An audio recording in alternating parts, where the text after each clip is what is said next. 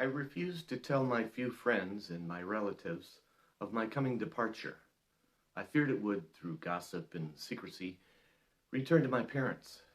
If I had given them even a day to mull over these plans of mine, they would have threatened to lock me in my room.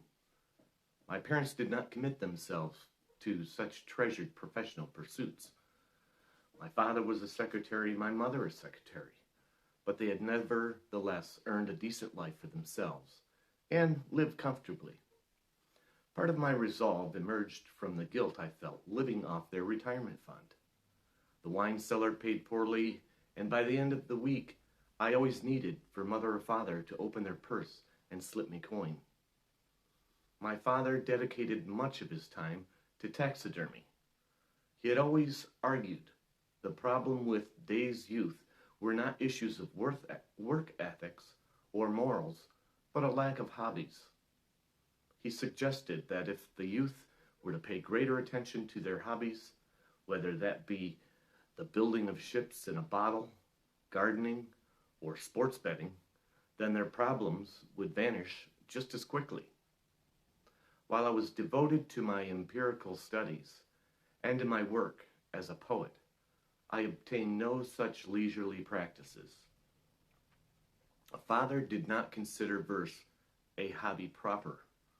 My mother spent much of her day reading romantic novels where people who should not love each other due to some accident or other did, and for that reason a plot could be concocted at great length. Father deemed this an acceptable fashion to pass one's days. Perhaps it's due to this tacit harmony that they've been able to remain together for as long as they have. My mother is in her late 70s, my father even older. After the death of their sole daughter, I was adopted as a consolation prize for their grief and newfound misery. I was merely an infant then, so I do not recall the life of an orphan, though I have felt that shadow plague me throughout my life. At dinner that evening, I announced my plans. I wanted to prove to them that I was taking matters into my own hands, that after years of dejection and confusion, I was to be the author of my own life. I should not like to be written by someone else. As expected, they both thought I was invoking a bit of mirth at the table. But then, accepting with some trouble the reality of my coming departure, they asked, "Who will take care of us?" Though, yes, they are strong in spirit, their bodies grow frailer by the day. A strong gust could be enough to fell one of the two over.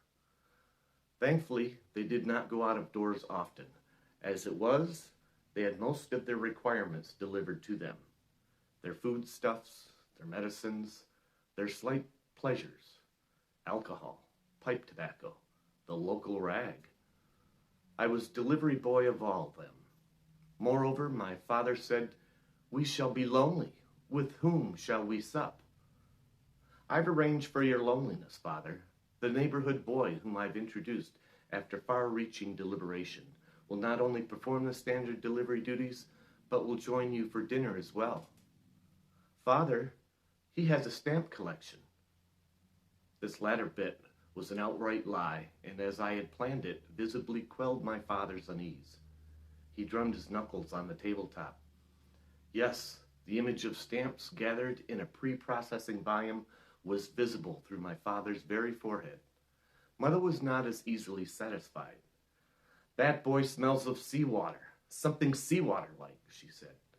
"We live inland, Mother. The only water about us is what comes from our taps and in the sewers below. You must be confusing him with one of those foolish characters in your novels." "He reeks of ocean," she shouted, and all three of us fell to silence. I would tell the boy to shower before visiting. To be true, I did not know where he lived, and he was often smeared with some kind of ash, particles of a mysterious nature. He was known as the local odd job, both for the services he provided around our city and for his bearing. He had but a single tooth in his mouth, and I heard by way of our local butcher that he used it deftly. My parents would be safe. Before falling asleep that evening, I heard a light rap on my bedroom door. It was Mother.